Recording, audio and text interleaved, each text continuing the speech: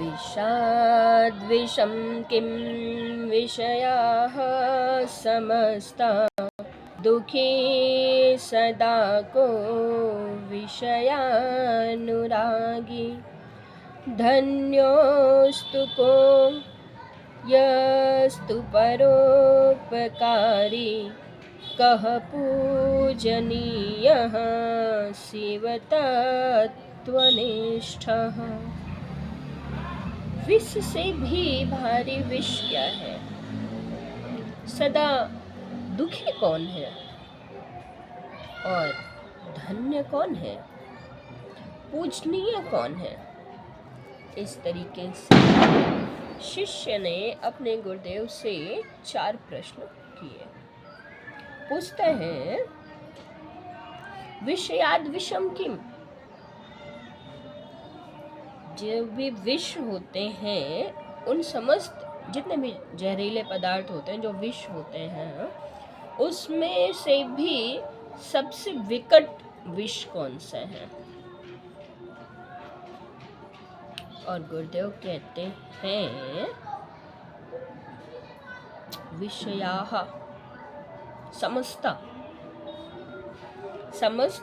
विषयाः, अर्थात सारे के सारे विषय भोग, जो भोग विषय है, भोग विषय अर्थात जो हमारे ज्ञान इंद्रियों के द्वारा भोगे जा रहे हैं, ग्रहण किए जा रहे हैं, वो सारे के सारे विषय भोग कहलाते हैं।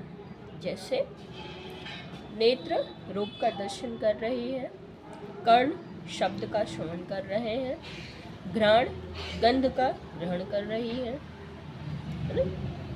त्वचा स्पर्श का ग्रहण कर रही है, जिह्वा स्वाद अनुसार कार्य कर रही है, स्वाद का ग्रहण कर रही है। तो इस प्रकार से जितने भी हमारे ज्ञान इंद्रियां हैं और वो जिन जिन विषयों का भोग कर रही हैं, वो सारे के सारे विषय भोग कहलाते हैं। तो गुरुदेव कह रहे हैं कि पूरे संसार में विषय भोग से अधिक बड़ा विष कुछ भी हो नहीं सकता। और फिर शिष्य अगला प्रश्न करता है और पूछता है को सदा दुखी, दुखी सदा को, ऐसा कौन है जो हमेशा दुखी रहता है? और गुरुदेव कहते हैं विषयानुरागी।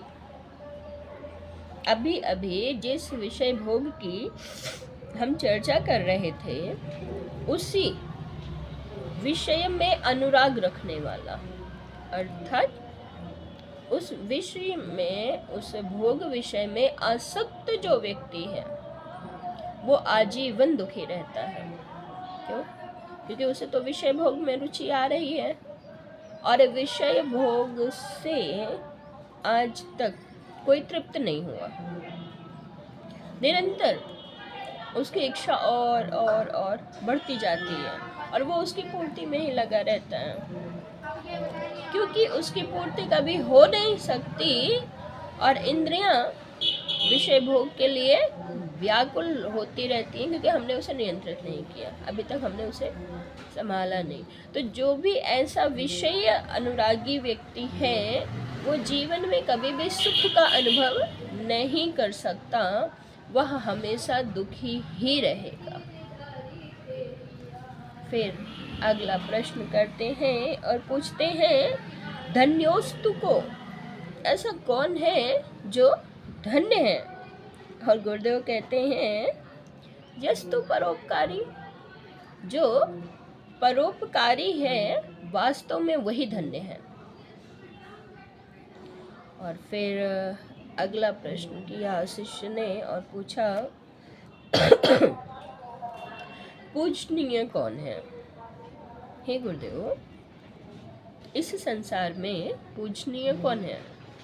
तो गुरुदेव कहते हैं शिव तत्व निष्ठ, शिव तत्व निष्ठ, जो भी परमात्मा के तत्व में निष्ठ हो गया है।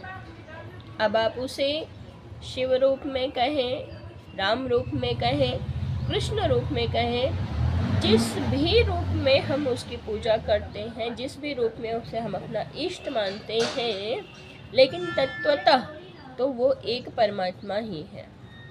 जिसने उस परमात्मा तत्व को पहचान लिया, जो उस एक वस्तु से एक रूप हो गया, उसमें एक रूप हो गया अर्थात उसमें स्थित हो गया, निरंतर उसी के चिंतन में लगा हुआ है, कहते हैं वास्तव में केवल और केवल वही पूजनीय है। उसके अलावा पूजनीय कह पाना बड़ा ही कठिन हो जाएगा। हरि ओम।